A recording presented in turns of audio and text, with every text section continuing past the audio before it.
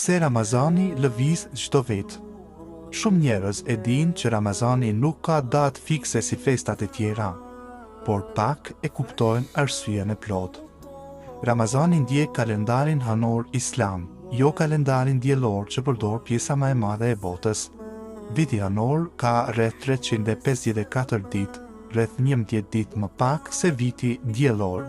Kjo diferencë bën që çdo vit Ramazani të fillojë e 10 deri në 11 ditë më herët se një vit më parë.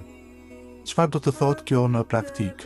Do të thotë që gjatë jetës së një njeriu, Ramazani kalon nëpër të gjitha stinat, në dimër me agjerim të shkurtër, në verë me agjerim të gjatë, në pranverë dhe vjesht me ekuilibër. Kjo krijon një dimension universal. Ramazani nuk i përket një klime të caktuar, nuk i përket një zone gjeografike.